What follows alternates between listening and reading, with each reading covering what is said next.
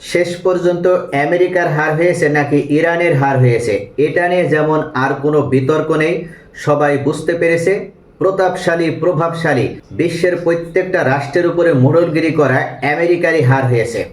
এই কথাটি শুনতে যেমন কারো কাছে ভালো লাগতে পারে, আবার কারোর কাছে অবিশ্বাস্য মনে হতে পারে। কারণ গত কয়েক দশক ধরে বিশ্ব রাজনীতিতে আমেরিকার একাধিপত্য আমাদের এমন ধারণাই তৈরি করে দিয়েছে যে তারা ইনভিনসিবল, তারা অজেয়, তারা কখনো পরাজিত হতে পারে না। ইরানের হাতে অবশেষে এই আমেরিকার মোড়লগিরি শেষ হয়ে গেল এবং আমেরিকা তার ইনভিনসিবল যে অপরাজেয় তকমাটা সে এতদিন ধরে রেখেছিল সেখানে অবশেষে এক কালি লেপন হলো। বর্তমান প্রেক্ষাপট আমরা যদি দেখি তাহলে ইরানের হাতে ডোনাল্ড ট্রাম্প যে এইভাবে মার খাবে এটা হয়তো আমেরিকার একজন নাগরিকও বিশ্বাস করবে না। ট্রাম্পের হঠাৎ ইউটার্ন এবং ইরানের বিরুদ্ধে যুদ্ধ পরিকল্পনা থেকে পিছু হটা আজকে গোটা বিশ্ববাসীকেই হতবাক করে দিয়েছে। আমরা এই মুহূর্তে এমন একটা গুরুত্বপূর্ণ বিষয় নিয়ে আজকে আলোচনা করব যেটার আলোকে সারা বিশ্ববাসী ইতোমধ্যে সংবাদ মিডিয়ার মাধ্যমে জানতে পেরেছে যে আমেরিকা তারা পরাজয় স্বীকার করে নিয়েছে। এমনকি হরমুজ প্রণালীতে তাদের সব ধরনের অভিযান স্থগিত করেছে এবং ইরানের কাছে এমওইউ 1 পৃষ্ঠার 14 দফার ভিত্তিতে একটি শান্তি প্রস্তাবনা পেশ করেছে। অর্থাৎ সব মিলিয়ে ইরানের হাতে পারমাণবিক ইউরেনিয়াম থাকবে, ইরানের হাতে শক্তিশালী ক্ষেপণাস্ত্র থাকবে, ইরানের এই ইসলামিক শাসন ব্যবস্থা, এই ইসলামিক রেজিম ব্যবস্থা থাকবে, এমনকি ইরানের হাতে শক্তিশালী ড্রোন হরমুজ প্রণালীও থাকবে। সমস্ত বিষয় মেনে নেওয়ার মাধ্যমে ইরানের যে সারা বিশ্বের বিভিন্ন পশ্চিমা ব্যাংকগুলোতে ফ্রিজ হয়ে রয়েছে যে ডলারগুলো, সেই ডলারগুলো ছেড়ে দেওয়া হবে, ইরানের বিরুদ্ধে অবরোধগুলো উঠিয়ে নেওয়া হবে। সব ধরনের পরাজয় স্বীকার করে নিয়ে ডোনাল্ড ট্রাম্প অবশেষে ইরানের হাতে পায়ে ধরে নতি স্বীকার করেছে, পরাজয় স্বীকার করে নিয়েছে। এই মুহূর্তে সবচেয়ে বড় খবর হলো যে কেন আমেরিকা হঠাৎ করে ইরানের বিরুদ্ধে এই প্রজেক্ট ফ্রিডম থেকে তারা বের হয়ে আসলো এবং সব ধরনের অভিযান তারা স্থগিত করলো। আসলে পেছন থেকে সৌদি আরবে এখানে সব থেকে বড় কলকাঠি নেড়েছে। দীর্ঘদিনের মিত্র এই সৌদি আরব আমেরিকার আজ্ঞাবহ থাকতে আর রাজি নয়। তারা দীর্ঘদিন আমেরিকার দাস হয়ে থেকেছে, গোলাম হয়ে থেকেছে। তবে অবশেষে তারা জেগে উঠেছে এবং আমেরিকার গোলামের হাত থেকে, দাসত্বের হাত থেকে তারা শুধু মুক্তই হয়নি, তারা ইরানের পাশে এসে দাঁড়িয়ে আমেরিকাকে হুঙ্কার দিয়ে জানিয়ে দিয়েছে যে ইরানের বিরুদ্ধে কোনো সামরিক অভিযান পরিচালনা করার জন্য তারা তাদের মাটি বা আকাশপথ আর আমেরিকাকে ব্যবহার করতে দেবে না। এমনকি সৌদি আরবের মাটিতে থাকা মার্কিন সামরিক ঘাঁটিগুলোর সামরিক সক্ষমতাও স্থগিত করা হয়েছে। এই পদক্ষেপ ওয়াশিংটনকে চরমভাবে এক বড় চপেটাঘাত দিয়েছে, ডোনাল্ড ট্রাম্পের মুখে এক চরমভাবে কষিয়ে চপেটাঘাত প্রদান করেছে। এতদিন যারা আমেরিকার অঙ্গলি হেলনে চলতো আজ তারা আমেরিকার বিরুদ্ধেই রুখে দাঁড়িয়েছে। শুধু সৌদি আরব নয়, সৌদি আরবের দেখা দেখি কুয়েতও আজকে এই শক্তিশালী অবস্থান নিয়েছে। তারাও উল্লেখ করেছে হরমুজ প্রণালীতে প্রজেক্ট ফ্রিডম নামে কোনো অভিযান পরিচালনা করার জন্য আমেরিকাকে তাদের কোনো ঘাঁটি বা কোনো মাটি বা কোনো ভূ স্থান ব্যবহার করতে দেবে না, ঠিক তেমনইভাবে তাদের আকাশপথ ব্যবহার করতে দেবে না। অর্থাৎ সব দিক থেকে আমেরিকা অবশেষে কোণঠাসা হয়ে পড়েছে এবং বাধ্য হয়ে সৌদি আরব এবং কুয়েতের এই আক্রমণাত্মক মনোভাবের কারণেই শেষ পর্যন্ত ডোনাল্ড ট্রাম্প যুদ্ধবিরতি করতে রাজি হয়েছে এবং প্রজেক্ট ফ্রিডম সম্পূর্ণভাবে বন্ধ করে দিতে রাজি হয়েছে। ভূ রাজনীতির এই পরিবর্তনের পেছনে রয়েছে গভীর কিছু সমীকরণ।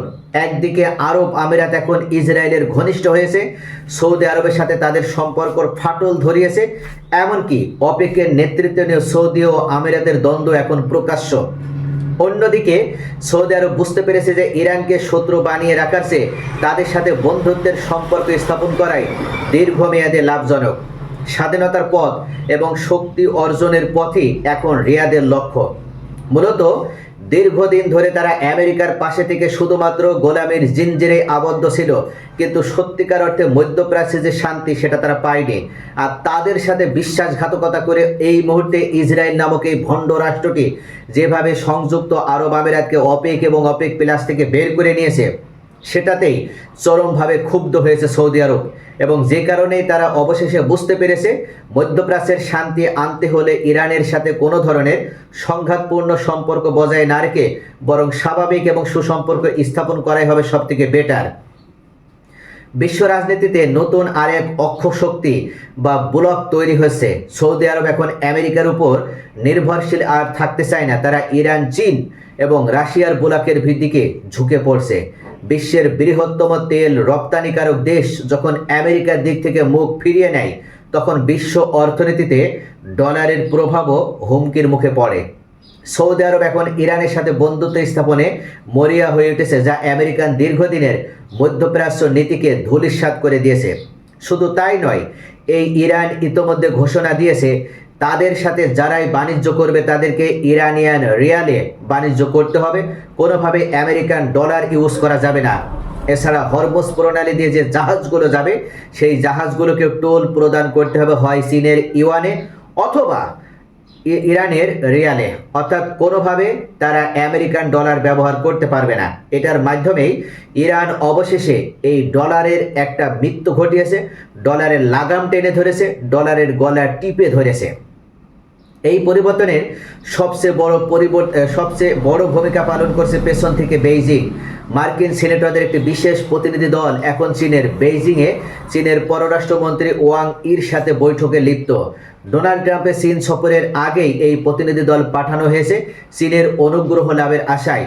এর থেকে স্পষ্ট বোঝা যায় যে এখন বিশ্বের আসল নিয়ন্ত্রক ওয়াশিংটন নয়, বরং বেইজিং হয়ে উঠেছে। আমেরিকার সুপার পাওয়ার মর্যাদা এখন অস্তাচলে, অর্থাৎ সব মিলিয়ে ডোনাল্ড ট্রাম্প এখন ইরানের কাছ থেকে পরাজিত হয়ে তারা অন্তত একটা সম্মানজনকভাবে যেন বিদায় নিতে পারে এটা নিশ্চিত করার জন্য চীনের বেইজিংয়ে ছুটে যাচ্ছে চীনের প্রেসিডেন্ট শি জিনপিংয়ের সাথে এক রুদ্ধদ্বার বৈঠক করার জন্য।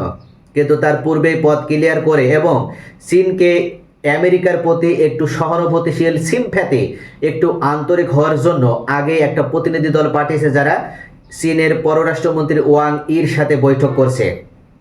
সবশেষে বলা যায় আমরা এক ঐতিহাসিক সন্ধিক্ষণে দাঁড়িয়ে আছি, যেখানে আমরা আমেরিকান সাম্রাজ্যর পতনের দিন দেখছি।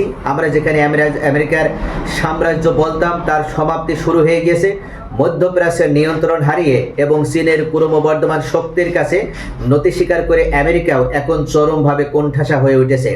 আর সবশেষে ইরানের এই বিজয়ের পেছনে সৌদি আরব, যারা চিরদিন ইরানের সাথে শত্রুতা পোষণ করে থাকত, তারাই আজকে ইরানের পাশে দাঁড়িয়ে ইরানের বন্ধু হিসেবে আমেরিকার বিরুদ্ধে শক্তিশালী পদক্ষেপ নেওয়ার কারণেই ইরান সহজে এই বিজয়টি লাভ করতে পারল। কথায় আছে, যারা টিকে থাকে তারাই শেষ পর্যন্ত জয়ী হয়, যে সহে সেই রহে। তো সব মিলিয়ে ভিডিওটি যদি ইনফরমেটিভ মনে হয় তাহলে লাইক, কমেন্ট এবং শেয়ার করতে ভুলবেন না। আর বিশ্ব রাজনীতির এমন গভীরতম বিশ্লেষণ দেখতে ও জানতে চ্যানেলটি সাবস্ক্রাইব করে আমাদের পাশেই থাকুন।